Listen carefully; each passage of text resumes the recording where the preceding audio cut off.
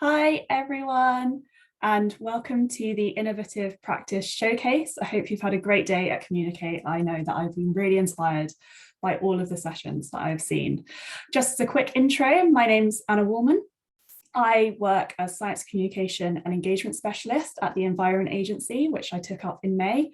It's been really interesting so far, as you can see here.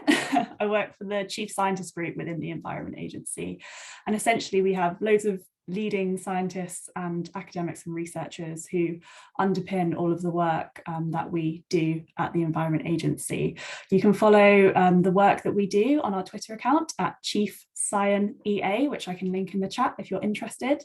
And you can find out a bit about some of the work that we're doing over the next week for Antimicrobial Awareness Week as well. So that will give you a flavour of a bit of the work that we're doing, particularly on antimicrobial resistance in the environment.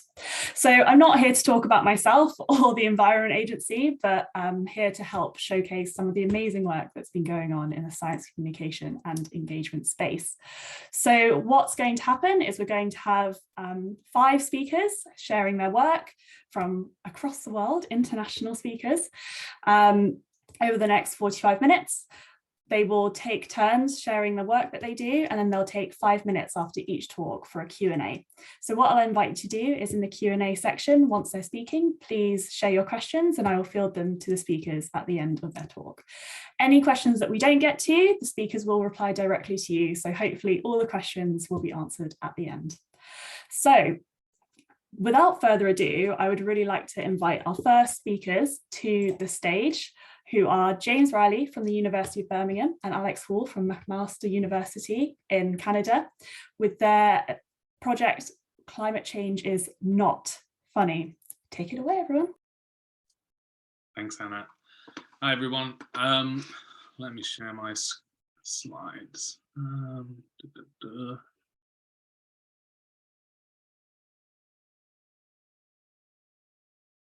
look good? We're good? Okay. Hi, everyone. My name is James Riley with my colleague Alex Hall. This was a project we ran earlier in the year. And the basic premise of it was, can we make a climate crisis comedy night? And we're very thankful for funding from NERC, co-matched by University of Birmingham. We have not got a lot of time, so I think I will pass straight over to Alex here to talk a bit about the rationale for the project. It's James. Good morning, everyone. Good afternoon. Sorry where you are. I'm joining you from Canada, where it is still morning. So the project was called Climate Change is Not Funny, and this grew out of earlier work that both James and I had been involved in science communication, both in volunteer roles and in academic roles. Most notably for me, that had been since 2013, running a comedy night called Bright Club Manchester, that some of you may have heard of the Bright Club brand. And for James, that was through involvement in a collective based out of Bristol called Rising Ape Collective. And we did various formats of stage performance. With Bright Club, that was getting academics to do comedy research. With Rising Ape, that was doing kind of creative formats, audience participation, other aspects, kind of stage shows. But through those activities, we had regular conversations about the kind of limitations of the audience we were reaching, the limitations of some of the formats. And so we'd kind of been developing ideas together around how we could perhaps use some of those performance techniques and arenas to reach new audiences. And particularly, we were interested in climate change communication. For example, with the Bright Club regular club night that we ran, we used to sporadically survey our audiences, and we find out that most people were, directly connected to a university campus, whether that was as staff or faculty, or at least had often a further degree rather than just a first degree, but nearly all of our attendees had degrees. So we were kind of interested in what we could do to go beyond this. We were also kind of interested in a growing element of whether comedy can kind of be a vehicle for moving conversations on climate change forward, whether it can provide a cathartic space with academic studies increasingly showing the scale of the grief, anxiety, and anger felt by large portions of society. in relation to the climate emergency, we thought we wanted to explore whether the narrative form of comedy and the cathartic power of laughter itself can be utilized, not just to communicate academic work, but actually to provide a space that can empower individuals and communities to proactively face those issues. So we kind of envisaged something that was a kind of sharing of knowledge. And so the idea, the pitch was that we would get a load of professional comedians and climate change researchers from across the disciplinary spectrum, and we would put them in a series of workshops with the aim to producing an event, and that event was not the only main output of this project, though, that the idea was to see what would come from this kind of iterative workshop process where we had two groups of professional expertise sharing with each other. And so we developed, because of pandemic conditions, the workshops ended being online, but that gave some other benefits. We could do some different things with the groups. We could have wider participation. And then we ended up, as James mentioned, running the event earlier this year, February, which was face-to-face, held in Birmingham. But as this diagram kind of tries to show, what we were really interested in is what happens when we perhaps empower professional comedians to incorporate content about something as serious as climate change into their regular sets. And the idea was hopefully that both the researchers and the comedians would communicate in a new way beyond the individual event in phase 2 and to a wider audience. And also, as you can see there with the phase 3 arrows, that perhaps the people who attended that first event might start to think about new ways they might talk to friends, family, colleagues about the issues connected to climate change and climate change adaptation. Okay, I'm going to hand over to James now. Thanks, Alex. So the event happened, which is always good, and it was, we think, largely a success. We got a range of feedback from our participants.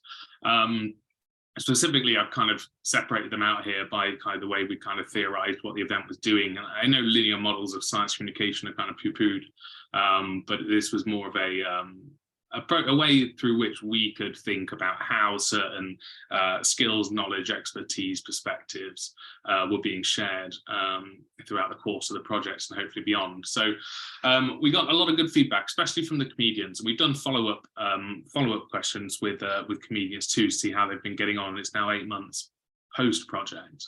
So I'll just read a couple of these to you here. One comedian, particularly in the top left here, said how much they loved the project and that they'd massively reduced certain products from their diet. So the basis of their comedy talk was actually looking through a lot of kind of carbon footprints of different types of foods, and it had quite a personal impact on them. Similarly, another one of our comedy performers kind of came across new terms like fast fashion and started to kind of be a bit more reflexive about how they kind of bought new clothes, or whether they needed to buy new clothes for certain events. The researchers as well, they said how well the having the workshops beforehand to kind of really get to know, and kind of we wanted to create a sense of community between the researchers and the comedians themselves. And this was kind of helping them to kind of develop some of those communication skills and start to see the ways in which they could use comedy to kind of communicate their research. But the audience themselves, we didn't submit any kind of heavy evaluatory surveys after the comedy event, because that's not really what people want after they've just spent some time at a gig. But we did get snippets of feedback, and these were all positive, really, and particularly thanking us and thanking the performers for the ability to laugh at what's quite a harrowing situation sometimes. And it's these phase 3 impacts at the end here that we'd envisaged as what we really wanted to get at was this kind of stuff. You know, we hired professional comedians. If we could get a few tweets about climate change by professional comedians with 100,000 Twitter followers, we thought these would be pretty good phase 3 impacts. But these are often the stuff that's quite hard to get at, or harder to evaluate anyway. But we thought they were really important. And one of our comedians' feedbacks actually kind of hinted towards these phase 3 effects, which were that they'd been using some of their material on their comedy set nights in London, and particularly we're looking at starting a project in Australia on climate change and comedy too. But I put a big question mark here, because obviously these phase 3 things are slightly harder to get at. But I did want to kind of read through this comedy performer feedback in a bit more detail, because I think this one really gets at kind of the crux of what we were trying to do, and hopefully we did achieve in the project. This project has made me reflect and reconsider my relationship with climate change and triggered the desire to do better. I loved connecting with the academics and comedians through the workshops and learning about the broad range of research into the topic and communication around it. The event itself felt like a really refreshing and relaxed way to engage with the issue in a way that wasn't a lecture or a documentary or Extinction Rebellion. Whilst learning about the stats of climate change always feels shocking, being invited to laugh with it made it feel cathartic and healing. And I should say as well, from the off, we didn't want to kind of constrain our researchers in the project just to natural scientists. We wanted to show that climate crisis is something which many different disciplines and many different expertises have something to share on, from sociology to law to social science and beyond. And we really wanted to see comedy as a discipline and an expertise in and of itself and put it on equal footing. Okay, over to you, Alex. Thanks, James. So just quickly, I mean, it feels like we've not celebrated the successes enough in a short 10-minute talk. We're already onto the limitations. But I think that there was a lot of work that James and I put into the design of the whole process. And I think that paid dividends in the end. And that some of that was knowing in advance the limitations. So the first one there, we used a public engagement space at the University of Birmingham. That was partly costs and in-kind offerings from the university, but that limits what you can do with regards to what feels like a comedy night. There's certain clubs and spaces that people are more used to. But I want to just quickly go over the second 2 bullet points here. The interest for us was trying to get past just the phase 2 impacts of the 200 or so people who were in that audience for that night, and think about the wider impact. So the whole design of the workshops and the process we went through, even the selection of the participants, the comedians and the researchers, we were thinking about this wider impact of where this might go beyond this one event. And then the third limitation there, that we were very lucky to have this funding from the Natural Environment Research Council. And whilst we both volunteer doing comedy and other things, science communication related in our day-to-day lives, we might not be able to exactly replicate this format without the same kind of funding, particularly in regard to the cost of involving comedians who aren't on, in salaried positions, so need paying for their time. Okay, James, over to you. Thanks, Alex. And just some final reflections then, really. Throughout the project, and obviously speaking to the people who took part and the people who were in the audience of the event too, we kind of come to the conclusion that comedy has kind of a large underutilized potential in climate engagement. It's both a way of bringing people together, of being able to share emotions and ultimately to make meaning around certain topics. And there is no lack of humour to be found in climate change, although it has to be done in the right way. It's not all about kind of lampooning a denier or kind of just trying to make yourself feel better. We wanted a kind of a larger view of what comedy, what role it could play. And some more final reflections we had. We really had this strong emphasis on not just the audience of the event, not just thinking of impacts in terms of the people who came and experienced comedy, but the participants themselves, the researchers, the comedians. How could we put those two into kind of an interesting dialogue and a two-way skills and expertise sharing with them. And finally, is this idea of phase 3 impacts, the stuff that happens beyond the event, but it's kind of slightly harder to evaluate, slightly harder to put your finger on, but are there ways that you could strategize for your event to kind of have these or have the potential to realize these types of impacts at the start? I can see Anna's popped up, so I think that's time for us to stop speaking, but thank you.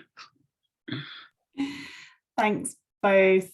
So yeah, that was really interesting, and I think I certainly have a few questions for you. So we don't have anything in the Q&A just yet, but this is an invite to everyone in the audience that please do put something in Q&A, because we've got the next 5 minutes to grill Alex and James about this project.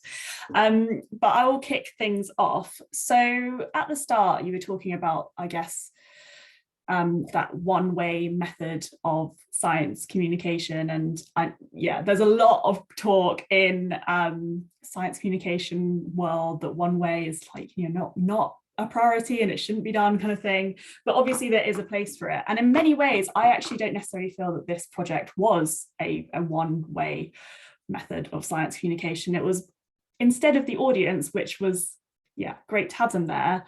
In many ways, I would say from my point of view that the benefits were mostly for the researchers and the comedians involved. Would you agree with that? Yeah, definitely. I would just, I think a phrase I kind of had, I think was in our original application and I didn't mention, the actual shift that was harder for us to persuade or to get, especially a couple of the researchers, but, you know, just in that initial workshop, was that we weren't just interested in communicating the science, that we were actually more interested in like participation in science in a kind of, and even though the comedy format feels like, yeah, like James said at the top, very, you know, one directional, people stand on stage, they're literally in a spotlight. Actually, we wanted to create that space and feeling and vibe for people that kind of meant that they might feel they want to access things, and that, you know, especially then they could go away and contact the researchers, they could follow up with finding videos of the comedians, there was all of that. And then, so yeah, we were really interested in like participation in science rather than perhaps an audience leaving having learned, you know, 5 new facts about climate change, or you know, there was that as well. It wasn't that the sets didn't focus on those areas, but yeah, we were kind of focused on, you know, sort of being a welcoming space for people to learn, but also to feel part of a community. Brilliant, thank you. So we do have a few questions coming in. So one from Andy Sear. I hope I got your name right. I'm sorry if I haven't. The climate change comedy. Did anyone express concern about the idea of making comedy out of climate change? If so, how did you address these concerns? Yeah, they did. I guess one quick example, and I don't know if James wants to jump in. We had actually that a couple of academics involved that were you know, came to workshops and were struggling to sort of see how this fit with their research, or why this should be a use of their time perhaps, and that was a challenge for us to really have those conversations that, you know, during a busy semester they should commit time to something like this, and what were the reasons for it, and that we weren't trying, you know, there was no content that you know, that was laughing at the situation. It was kind of always going tangentially. So we tried to highlight that, and we did some workshop exercises. We used some improv performers to help structure our workshops, and so I think that was a really good way where we could do scenarios during the workshop. We could role play ideas, people could write ideas and then perform them in a closed group. And so that was a kind of a good way to sort of see actually the jokes that are coming out at the other end of this aren't, you know, in any way undermining the issue. In fact, they're often showing the absurdity of the politics, the absurdity of the situation we find ourselves in with regards to cooperation policy that needs enacting. So it was through demonstration, but yeah, I would say that was perhaps a harder sell on the academic side than the comedian side. And I think one way we tried to negotiate that as well was from the very start, kind of laying out that one golden rule of what I think is good comedy anyway, which is that it tries to punch up, not down. So, you know, we had our entire set focused on kind of influencer culture, but being paid by Shell, and Shell was at the end of all the jokes, and kind of big fossil fuel companies, rather than, you know, making lots of jokes about climate migration, which is like less brutal. So there are ways in which to navigate that landscape, and there's ways to use humour well. But yeah, certainly it was a negotiation, and we wanted it to be. All of the workshops were kind of co-creative, and we had to kind of negotiate with each other what parts we all found funny between ourselves before we even got to the event. There was certainly a negotiation, yeah. Yeah, humour is certainly a coping mechanism in trying times. The thick of it does spring to mind as well, with all the politics stuff. So we are actually out of time for questions. There are quite a few in the Q&A, so I'll invite both James and Alex to respond to them directly. Thank you so much for your time, and yeah, great to see that there was so much engagement with the project. So Thank you. So I will ask them to leave the stage now, so I can invite our next speaker on. So our next speaker is Fenella Dawnay. Please join the stage. So Fenella is from Trigger, and the project that she will be sharing is pollinations. So a key fact that inspired the project was, did you know that around 80% of plants found in UK city gardens originated overseas? Intriguing. So Fenella, please tell us more. Thanks, Anna. Yeah, I'm going to share my screen here, and I hope that you'll be able to see that in presenter view. So yes, I'm Fenella, and I am senior producer at a company called Trigger, and we specialize in large-scale outdoor arts events that are often rooted in social issues. The event I'm going to speak to you about today is called Pollinations, and Pollinations was one of 10 commissions for the Unboxed Festival 2022 to celebrate creativity in the UK. And it approached this in an interesting way where arts organisations were tasked with partnering up with STEAM industries to create brand new projects for the UK and across the UK. Our project Pollinations was born out of a response to the Black Lives Matter movement of a couple of years ago, but also during COVID, when everyone got really into their gardens and appreciated their green spaces during lockdown. And out of that, we brought together these extraordinary collaborators, Angie Burrell, who's our creative director, Carl Robertshaw, our designer, Dock Street Events, the production managers, This, an architectural firm, and Arbor Nova, our horticultural designers, to create an extraordinary, fantastical urban oasis in which we could use it both as an installation and as a venue for extraordinary events to celebrate our natural diversity in plants and in people. So from that, Pollinations was created, and you can see it here in Birmingham, where it was presented from the 2nd to the 18th of September this year for 2 weeks. And from this image, you can see that it was made up of 5 11-meter high architectural trees surrounded by thousands of live plants. And one of our key priorities of this project was accessibility and sustainability. So these trees would drink rainwaters. They have water sails where rainwater would fall into the tree, go down the trunks and be collected at the bottom to help irrigate the site. So working with a sustainability consultant right from the start really helped us to incorporate these ideas into the design. We used over 5,000 live plants, including 250 trees as well. And we could see immediately as we started bedding those plants in, as soon as they arrived on site, we could suddenly see dragonflies, we saw butterflies, the air was heavy with the buzz of bees, and it just shows the importance of these sorts of plants for pollinators, even in dense urban environments like the centre of Birmingham. So the project was very much, as I say, an installation, but also a venue for events. And our program started with a co-planting weekend where we worked with 60 community groups across Birmingham from May who grew marigolds for us to plant together on the site, and 800 people turned up on that first weekend to plant their marigolds. They were also joined by over 1,000 members of the public who we gave plants to, who they could dig in themselves. And that was really about getting your hands dirty and starting to get a sense of the earth and the plants themselves. Then our daily program started every morning with free yoga, which would happen at 8 a.m. Each afternoon, we would have a lunchtime talk hosted by Why She Black. You can see in all her glory there, dressed up as Pansy, where we had talks that range from how to turn small spaces into green spaces to what the future of climate change looks like. We also had, as you can see here, I don't know if you can see them, but some iconic plant sculptures. We had 9 iconic plant sculptures around the space, which told the stories of specific iconic plants and how they came to the UK. You can see rose here. We also had pansy. We had willow and lavender. These cushions were stuffed with lavender, so you could lie down on them and inhale the lavender there.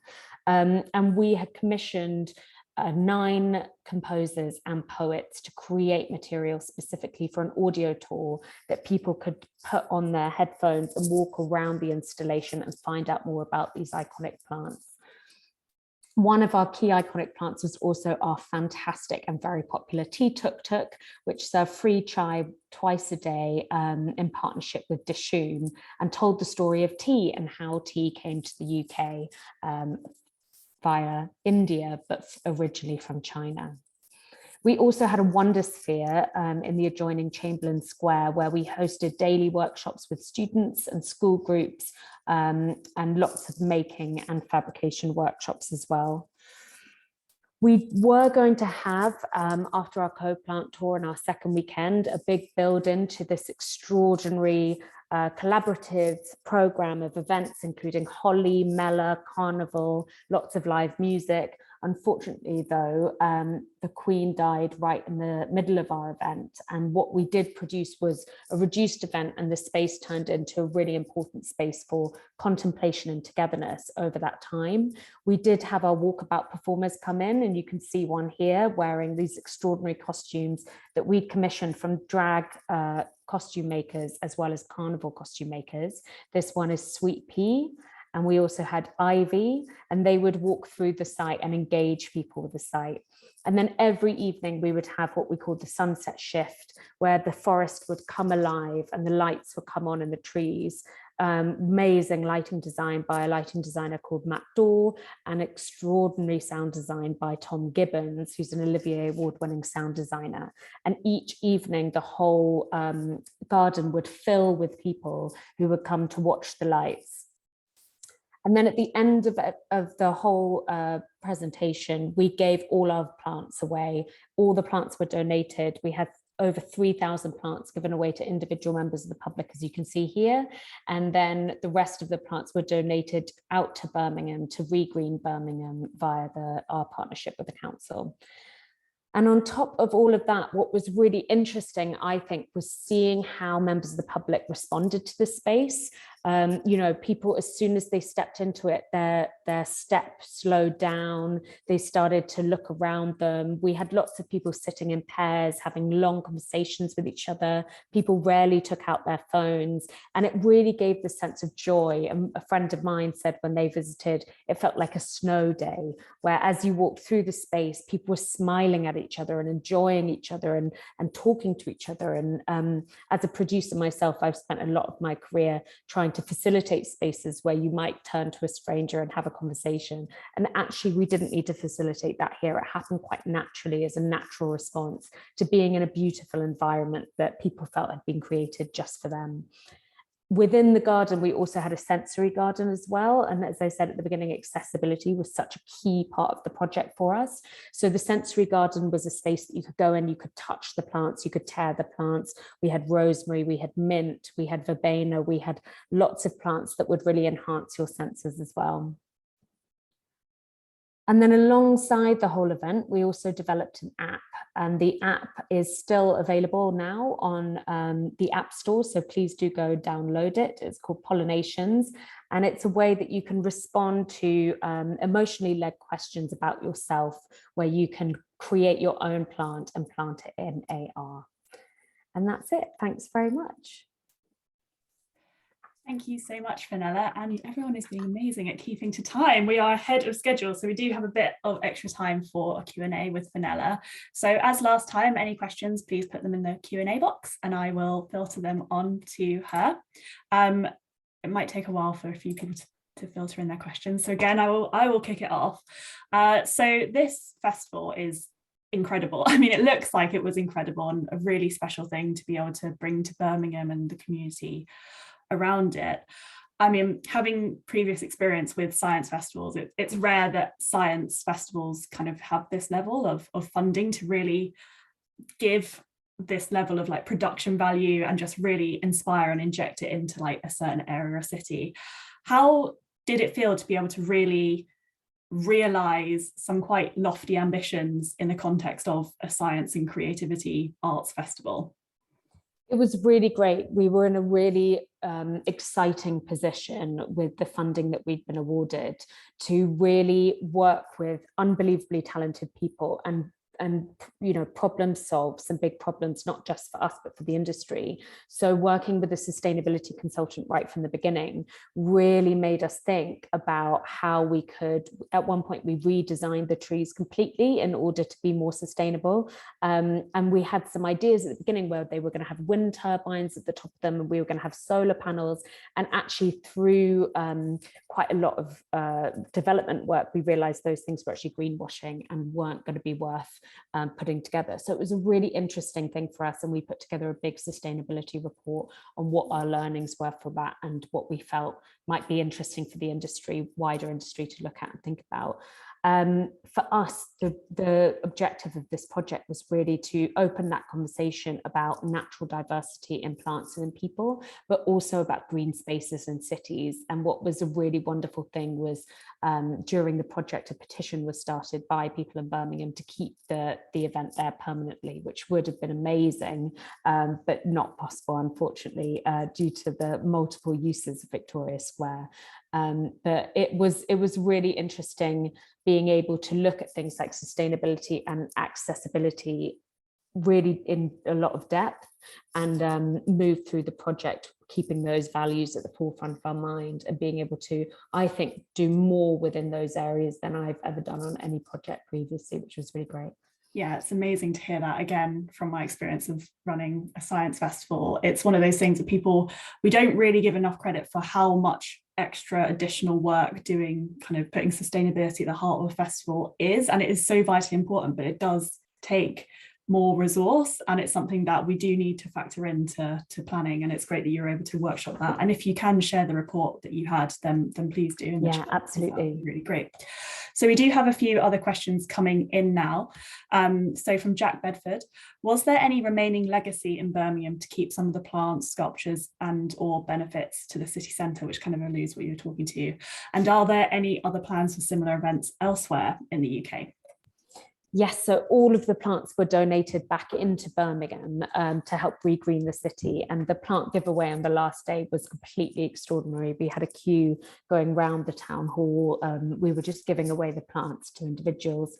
And then through a partnership with the council, a few months before the project started, the council was working with community groups and with local networks to make sure that the plants were going to go to homes that were going to enjoy them and really use them. So that was thinking about schools, thinking about NHS trusts, thinking about other local spaces that would benefit from those plants and trees.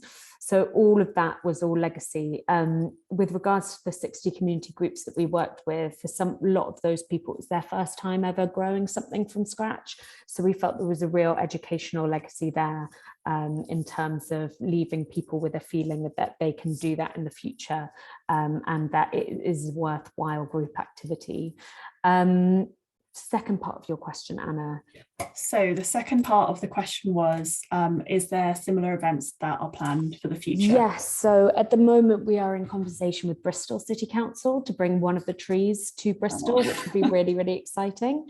So watch this space for that. And we are also looking to tour the trees. They can either have 1 tree or 3 trees or 5 trees, so it breaks down and can be resized depending on where it's going. And we're looking to tour them across the UK and internationally. So if anyone has any thoughts about where they could go, yeah, please be in touch. Great, that's a great call to action for everyone here. Get in touch with Fenella if you want a tree in your city. So we have a few minutes left. The next question that I have here is from Mara Metcalf. And what was your ultimate ambition for this project, and how did you measure how effective this was at meeting it? So the ultimate ambition was to create temporary green space and to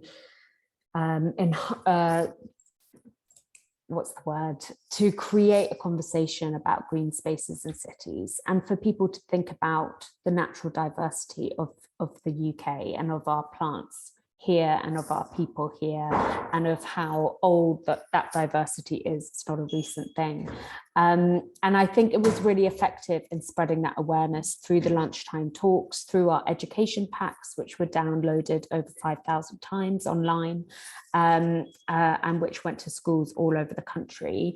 And also through this petition, as I mentioned, that people were really hungry for more green spaces in their cities, and for the kind of calm and relaxation that green space creates.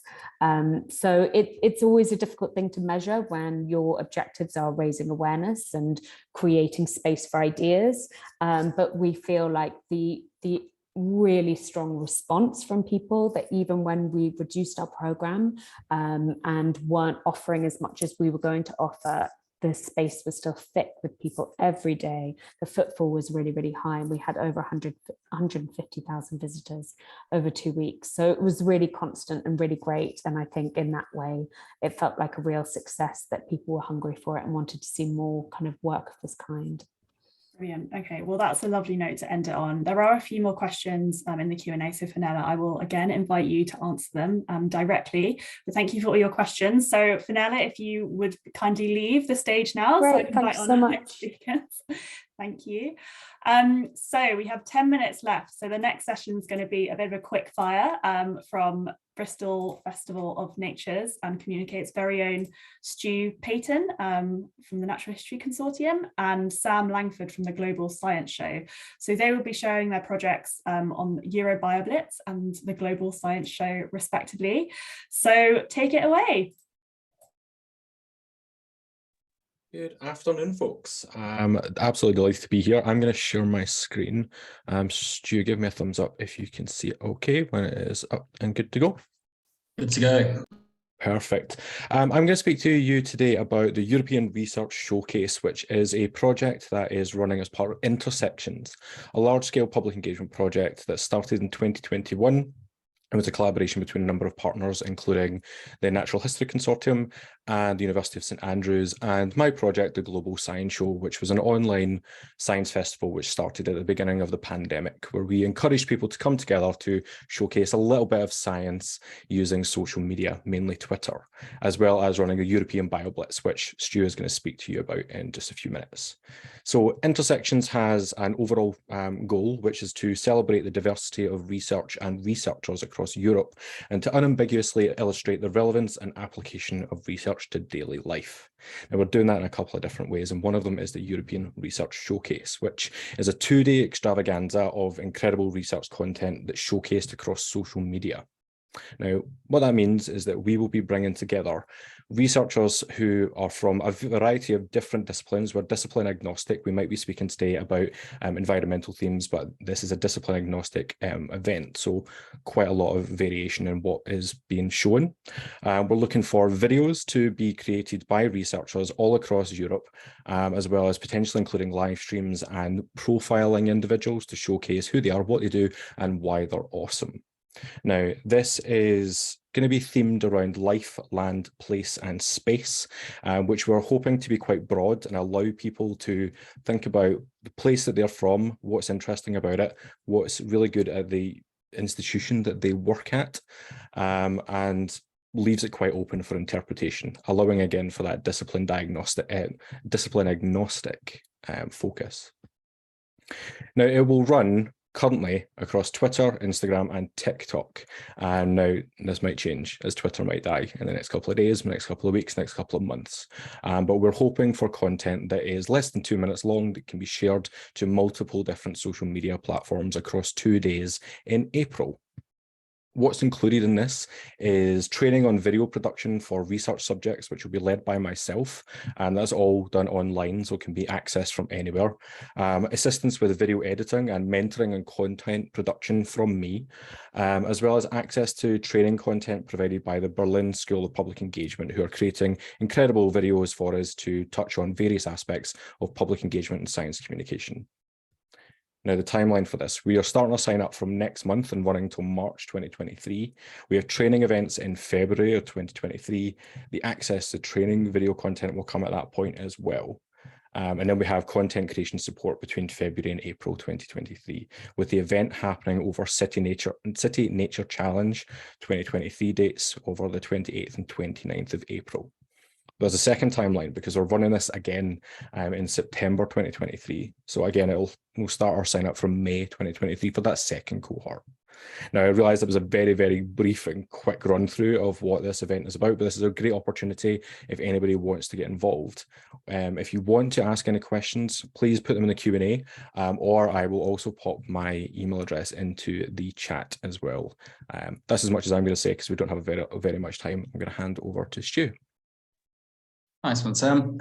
So just to continue on like the timeline that Sam has given there, and just to kind of show the slide. Here we go. Cool. So as with Sam's timeline, we're kind of involved in two separate citizen science projects. The first of all being City Nature Challenge, of course, which a lot of other cities around the UK are involved with, and part of the reason that we've spoken to Sam and he's doing his project over that City Nature Challenge weekend is to highlight the two different times that there is a kind of going to be a peak of citizen science based around biological recording. First of all, being over the City Nature Challenge weekend, and then second during the 23rd and 24th of September over the European BioBlitz, which in brief is a Europe-wide BioBlitz, and this is the second year we've run it as part of Intersections, just over 48 hours, and this is kind of a vague map of what happened last time. As you can see, it covers the entirety of Europe, so we're looking for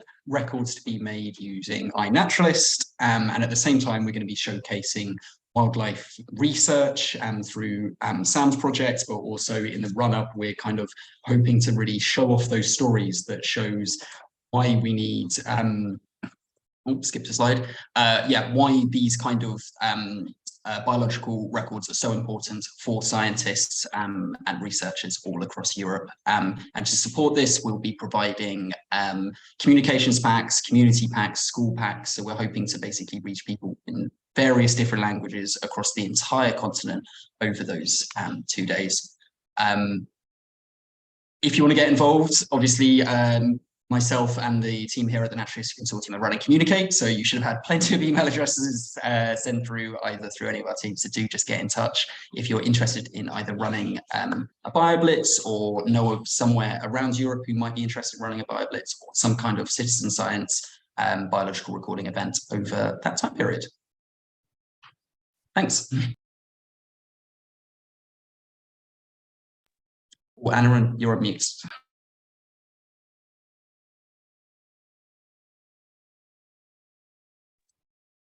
Oh no, classic. It was doing so well. It was going so well. Okay. Well, what I was saying was that was a lot of information in a very short amount of time. I can tell you work in SciComm. So if anyone has any specific questions for Stu or Sam, again, I invite you to put them in the Q&A box. We do still have a few minutes to answer them. What I will say is, Sam, I have a question for you about the types of researchers that can get involved in the Global Science Show. Who are you looking for? Who's it for? So it is for anyone of any career level. So whether you are kind of PhD, postdoc, even undergraduate, if you wanted to, up to kind of professor, heads of institute. You can be based within academia, you can be based within industry.